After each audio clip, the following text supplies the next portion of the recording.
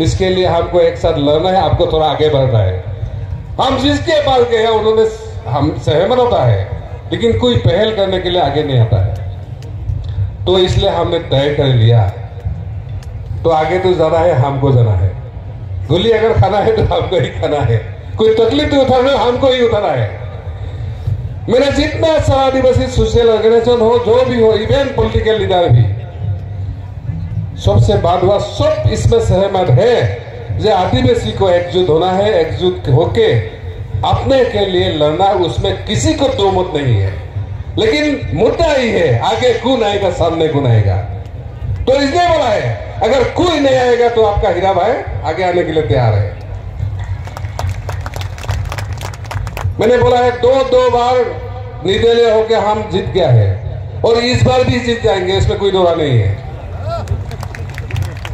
मैं 10 बार लड़ेंगे तो 10 बार निर्दलीय जीतेंगे, लेकिन एक एमपी बनने से कुछ होने वाला नहीं है। कुछ है ना, आज आदिवासी के लिए पैसा कानून बनाया है, अभी छत्तीसगढ़ गवर्नमेंट ने बोला है हम लागू कर रहे हैं, मॉडल भी बना नहीं है अभी तक। जो कानून हमारे लिए बना है ये कानून अभी लागू नहीं हुआ है। तो हमारा वही है, अगर हमारे लिए कानून बनना है तो हम बनाएंगे। ये जल जंगल जमीन ये हमारा है। जो एक भाई ने आके बोला है जे कैसा करके करके वो जमीन छीनता है, तो इसलिए मैंने बोला है मेरा अपना जो काउंसिल है 6 शेड्यूल का, उसमें सिर्फ लॉ एंड ऑर्डर नहीं है, फाइनेंस में 2-3 सारे विभाग छोड़ के सारा विभाग उनके ऊपर है। चाहे जमीन किसको देना नहीं देना उसके ऊपर में है। अगर काउंसिल जैसा बन गया हमारा आदिवासी काउंसिल जैसा, 6 शेड्यूल जैसा, तो भी हम कुछ हद तक अपना जमीन जंगल बसा सकते हैं या डिसीजन हमने ले सकते हैं। क्योंकि अभी देखिए गुजरात में 5th शेड्यूल कितना है, लेकिन गुजरात का गवर्नमेंट में आदिवासी का कोई कुछ नहीं है। 2-1 ट्राइबल का मिनिस्टर बनता है, लेकिन वो कोई डिसीजन लेने के लिए काबिल नहीं है। और मैंने तो सुना है अगर कांग्रेस में हो, भाजपा में हो, अगर थोड़ा लगने लगा ये आने वाला दिन में सीएम बनने वाला, उसको दिल्ली भेज देता है, बोले जाओ चला, हाँ बंदोबस्त भेज देता है, जाके वहां थोड़ा ढूंढ के आओ, यार कुछ खत्म हो जाएगा। तो इसलिए हाँ आने वाले दिन में ये हो सकता है ये प्रॉपर ये मंच नहीं है, लेकिन आने दिन में हम सबको मिलके एक तय करना है जे एक्चुअली हम करेंगे क्या, लड़ेंगे तो लड़ेंगे कैसे लड़ेंगे, हमारा कॉमन मिनिमम एजेंडा कौन हो, क्या होगा, हमारा एनिमी कौन होगा। क्योंकि आपस में हमारा क्या होता है, पार्टी के नाम पे, जात के नाम पे, धर्म के नाम पे हमारा आपस में लड़ाई है। अगर घर में इतना लड़ाई है, आपस में इतना लड़ाई है, तो बाहर से कैसे लड़ेंगे आप लोग। तो ये सब स्ट्रेटेजी को ठीक करना है। मैंने बोला ना मैं 2 टर्म इंडिपेंडेंट था, लेकिन इस बार हमने एक पार्टी बनाया। क्या पार्टी? GSP गण सुरक्षा पार्टी। क्योंकि हमको भी लगता है अगर अकेले हम एमपी बनने से कुछ होने वाला नहीं है, लेकिन मेरे सर 8-10 भी एमपी लेके आएंगे दिल्ली में, तो हो सकता है हम आदिवासी का मुद्दा हुआ उठा भी सकते हैं और उसका पालन भी कर सकते हैं। और अगर आप लोग सब साथ देंगे तो आदिवासी का ही 40 से ज्यादा मेंबर है एमपी। अगर 20 भी आ गया तो ज्यादा का जरूरत नहीं है। और मैंने जो 2 बार जीता है, मेरे सामने सब था। हमारा उधर का जो लोकल पार्टी वो तो बराबर पार्टी था, उसके हाथ में पूरा AK-47 था, पैसा था, एडमिशन था, बीजेपी कांग्रेस RSS वो तो था ही था, सबको हरा के हम आया। इसलिए कैसे जीतते हैं थोड़ा हमको आता है। तो अगर आप लोग हमसे मिल जाएंगे तो मैं पक्का आपको बोलता हूँ 47 में 100 भी एमपी हम जीता सकते हैं। इसलिए हमने बोला आदिवासी का सब वोट लेता है, लेकिन हमारा आदिवासी जब नेता बन जाता है वो किसी को सुनता नहीं है। क्योंकि आदिवासी को अगर दूसरों को वोट नहीं मिलेगा, दूसरों को साथ नहीं मिलेगा, अकेले आदिवासी नहीं कुछ नहीं कर सकते। मेरा सत्र में आदिवासी 34% है, लेकिन मुझे 52% वोट मिला। ये बाकी दूसरों को मिला है, ओबीसी को मिला है, माइनॉरिटीज का मिला है। इसलिए हमने बोला है अगर हीरा भाई सिर्फ आदिवासी का लीडर नहीं है, अगर आज बोलेगा तो बहुजन का लीडर है तो हम ही है कि नहीं। और आज का डेट में अगर आप दिल्ली का सत्ता नहीं है, दिसपुर का सत्ता, आपका राज्य का सत्ता नहीं है, कुछ भी नहीं है, तो मेरा वही है आज अशोक भाई दादा और टीम ने जो किया है वो बहुत अच्छा किया है। हाँ, उसमें कुछ हो सकता है, कुछ लोग बोल सकते हैं कुछ कमी है, लेकिन एक बहन ने हमारा बोला है अगर इसमें पॉलिटिक्स जुड़ेगा ये 30 या 2 साल में खत्म हो जाता है कि नहीं? ये 30 या नहीं है, हमको ये सलाह के रहना है और उसी बीच हमको एक पॉलिटिकल फ्रंट भी बनाना है जो आदिवासी के लिए करेगा। मेरे पास भी बहुत सारा ऑफर आया था कि आइए आप नॉर्थ ईस्ट संभालिए, पैसा का कुछ चिंता नहीं, हम लोग दे देंगे, बहुत सारा पार्टी आया था, लेकिन मैंने छोड़ दिया। नहीं भाई, हमको आपके साथ नहीं जाना है, क्योंकि आपके साथ जाएंगे तो हम ना बोल पाएंगे ना कुछ कर पाएंगे।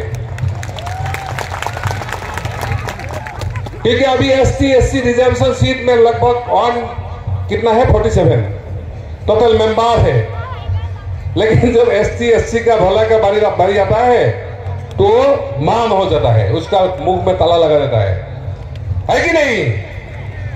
हाल ही में एक बिल आया था हिमाचल का,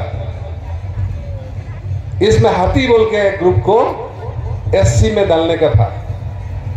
उधर का SC लोग आके बोला है हमको, जे दादा वहां क्या है, हाथी बोल के कोई कम्युनिटी नहीं है। हाथी मतलब जो पीठ में सामान फूकते हैं, वो ब्रिटिश के जमाने का था। आजकल रोड हो गया, ये हो गया, कम्युनिटी अच्छा वो नहीं है, पहले जो था उसको हो गया।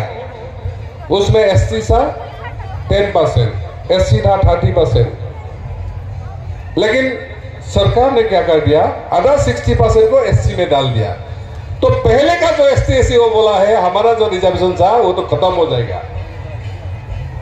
मैंने देखा है जितना सारा पार्टी से पहले मैंने सब ने सपोर्ट किया, किसी ने ग्राउंड में जाके जैसा ही नहीं किया जो एक्चुअली उसमें हुआ क्या है। मैंने इसके पहले मैंने बोला है अगर कोई ST/SC बनने वाला है हमको कोई दिक्कत नहीं है, लेकिन उसके लिए अलग से क्या करना है, बजट एंड प्लानिंग करना है, आरक्षण करना है। अगर आपका रिजर्वेशन के ऊपर उसको भी रिजर्वेशन दे देगा तो आपको कुछ हाथ में कुछ रहने वाला नहीं है। तो इसी मुद्दे पे हम जरूर हमको चर्चा करना है।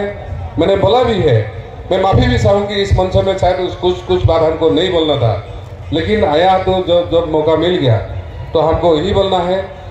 तो मेरे सभी भाइयों बहनों को मेरा वही उम्मीद है जो आदिवासी अभी बहुत जागरूक हो गया है और आने वाले दिन में हम ऐसे जैसे हम सांस्कृतिक समारोह में जुड़ गए हैं, पॉलिटिकली हम 50% भी जुड़ गया तो आदिवासी का मकसद ज्यादा दूर नहीं है, लक्ष्य दूर नहीं है। क्योंकि आजादी के 75 ईयर बाद अभी ना आपके पास जल है, ना जंगल है, ना जमीन है, ना खनिज है, कुछ भी नहीं है। तो आप सोचिए हमारे पुरखों ने हजारों साल यहाँ तक हमको लेके आया और कितना तकलीफ का रास्ता हमको जाना है। तो इसलिए हमारे पास ज्यादा टाइम नहीं है, थोड़ा सा टाइम है, इसी बीच हमको तय करना है हम क्या करेंगे क्या नहीं करेंगे। और आने वाले हजारों सालों के लिए जब तक ये मानव सभ्यता, तब तक हमारा आदिवासी भाइयों को अपना विचार, अपना खान पान, अपना संस्कृति, अपना भविष्य में आपको सोचना है। तो इसलिए जरूर हम इसके लिए हम आपके पास जाएंगे। मैंने कोशिश किया जितना हो सके, जितना पदे से हम दौरा करने के लिए, तो हम आपसे मिलेंगे, बात करेंगे। और नया हमारा यहाँ का MLA भी जीत गया है आदिवासी भाई का, जो भी राजनीति में आया हुआ है उसको हमारा हार्दिक स्वागत है, बधाई है। लेकिन जो भी करे अपने लोगों के लिए कुछ ऐसा काम करना पड़ेगा जो हमारे लिए आने का दिन का हमको मार्गदर्शन करेगा। तो यही बात रखते हुए यहाँ का जो ऑर्गेनाइजर है उसको हम धन्यवाद देते हुए, हमको यहाँ बुलाया, आपने बोलने का मौका दिया, इसके लिए बहुत बहुत आपको शुक्रिया है। और आने वाले दिन में हम आपके साथ मिलके, एक साथ मिलके हम जरूर आगे बढ़ेंगे, वही उम्मीद रखते हैं। और मेरा भाषण का वही विराम है। Thank you. जय जोहार, जय आदिवासी। बहुत बहुत जोहार, धन्यवाद आदरणीय नंद कुमार जी।